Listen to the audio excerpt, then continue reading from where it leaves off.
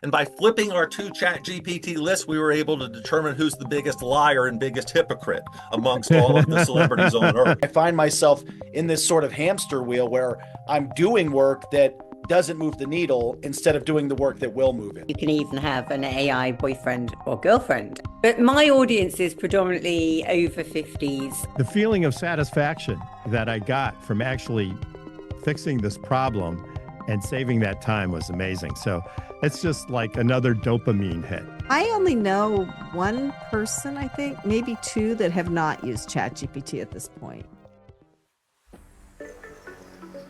This is Real AI Use Cases Business Owners Roundtable with hosts Elizabeth Gearhart, podcast consultant, marketing expert, and PhD researcher using AI every day, and Richard Gearhart, entrepreneur, seasoned business owner, and intellectual property attorney specializing in innovation. Here's how real companies are using AI right now. I will ask each of our guests for one way that they're using AI in their business. We'll start with Jim Beach with jimbeach.com. Jim, what is one way that AI is helping you in your business? So I alluded to this earlier when I was making my list of villains for the Real Environmentalist. We asked ChatGPT to rank the celebrities of the world, and we defined celebrities as, people who might appear in People magazine and sports stars and stuff like that, and asked them to say, who are the people out there talking the most about their environmental effort? Who's out there claiming to be the best? And it made a list for us, and you can see that list on realenvironmentalist.com. Then I said, now take a list of people who are actually getting their hands dirty the most. Who are the entrepreneurs that there's pictures of out there cleaning birds and planting trees? And it made a list. And then I said, ChatGPT, flip those two lists. And so the people at the top here should be at the bottom here, meaning that they're honest people doing a lot of work that they're talking about. And the worst is when you're talking about a lot and doing nothing. And so that produced, it created a number scaling system. And by flipping our two ChatGPT lists, we were able to determine who's the biggest liar and biggest hypocrite amongst all of the celebrities on Earth. Well, And so creative use. it's not my opinion. It's not my bias. Verified by ChatGPT. If you don't like it, you have to argue with ChatGPT, not me. So Joe Massa with podtopianetwork.com. What's one way that you're using AI? Using large language models is great for market research. It's great for asking questions and learning different procedures and how to sort of build something out. But what a lot of people are not using is AI is meant for automations. So we build a lot of different systems that eliminate a lot of busy work. I'm a smaller company. I've got an employee, I've got some interns, some people that help us out. But essentially, a lot of the day-to-day work, I have to wear a lot of hats. I'm the admin, I'm the payroll, I'm the marketer, I'm the face on the camera. I have to respond to emails and do a lot of the clerical work.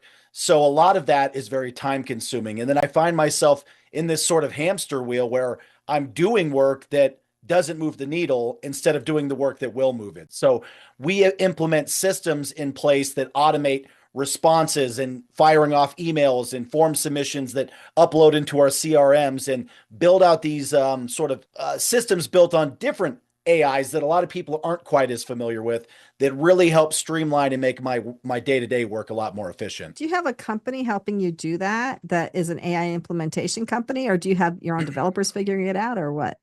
So I do 99% of that myself. Podtopia originated the name. I'll give you a quick high level. I started an AI company called Flowtopia.ai, and it was meant to be a system of automations for any industry. But the Flowtopia and the Podtopia, we wanted to keep the nomenclature similar so we could brand it. But I've been just focusing more on the podcast side and really just doing a lot of the Flowtopia automations myself underneath, sort of in the background. It's sort of the glue that keeps the business running. And we're really testing out these frameworks. And I'm sort of my own case study where I'm proving that it works because it's really helping my business grow and thrive. And if it works for me, we can make it work for you as well. That's awesome. Okay, Nicky Wake with chapter2dating.app. Are you using AI? We're not actually using AI. I mean, you have to think about, there's a lot of talk in the dating industry about AI. I mean, you can even have an AI boyfriend or girlfriend, as an example. But my audience is predominantly over 50s, slightly technically challenged, shall we say, in many cases. Some of my audience struggle to upload a photo. So the idea of unleashing AI boyfriends or girlfriends on that particular audience fills me with dread and fear. I'm a real believer that actually our site is all about human to human connection, and that's at the very core of what we do. So we're not using AI per se. I'm seeing personally a rise in people using AI to generate their dating profiles, and quite frankly, you can spot some of them a million miles. It's like, clearly, you know, Bob in Texas is 75. You didn't write this. It's blindingly obvious, but. You know, we gently put out quite a lot of communication about how to write an authentic profile personally, and guide people where we can. But yeah, AI and dating, the jury's out for me, I'm afraid. Wow, that's hilarious. But would you like ever use it for administrative purposes? Yeah. I mean, we kind of could. I mean, for instance, I have to screen profiles every single day. I personally vet every person who joins because we have lots of potential scammers who think that widows and widowers can be exploited. I could do that to AI, but nobody can spot a scammer like I can. And you know, that is all about human nature. You're right, though. There are things AI can't do that it wants to pretend it can, but it can't. So Richard Gearhart with Gearhart Law, patents, trademarks, copyrights. What is just one? I know he's been in an AI craze lately, but what's one way you're using it? One way I used it last week was to create a script for cleaning up file names. So when we tape Passage to Profit, we tape it on multiple cameras, and the hardware that we use creates a lot of junk files that make it hard to find the real files. That's when we're in the studio, we use it. Well, what I did was I asked ChatGPT, is there a way to clean up these files so I don't have to go through it manually? And it said, sure, you could use a program called Powershell. And what it does is it goes on the operating system, and you take a piece of code that ChatGPT writes and you paste it into a file, and then you click on that file and it automatically goes through and gets rid of all the garbage files and changes file names to something that is more useful for me. So I am totally impressed. Yeah, it's great. And it probably saves me 30 minutes per show when I'm just trying to clean up the footage so that we can get it to our editor.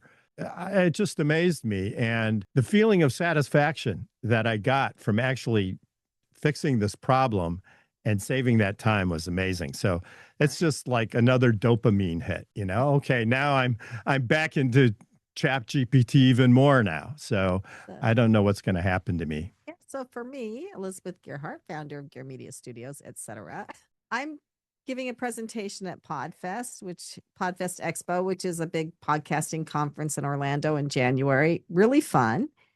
And my presentation is 5 tips to influence what ChatGPT says about you and your podcast.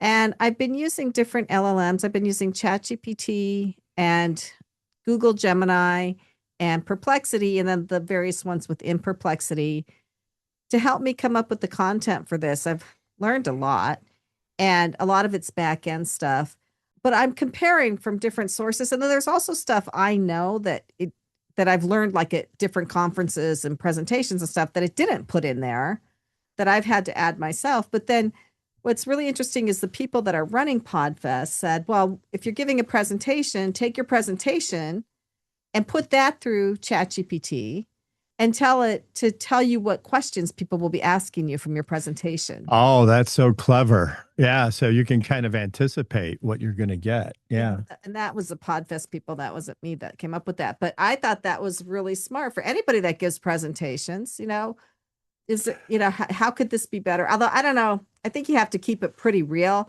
I don't think I would ask it to write it for me or make it better, but I would ask it to certainly find questions. Well, where I find it's been helpful, so I'm working on a series for the law firm of YouTube videos, and I'll ask ChatGPT to write a script for a YouTube video, and then I'll look at it and I'll rewrite it myself, just borrowing a few ideas here and there from ChatGPT. So it's good at that kind of thing.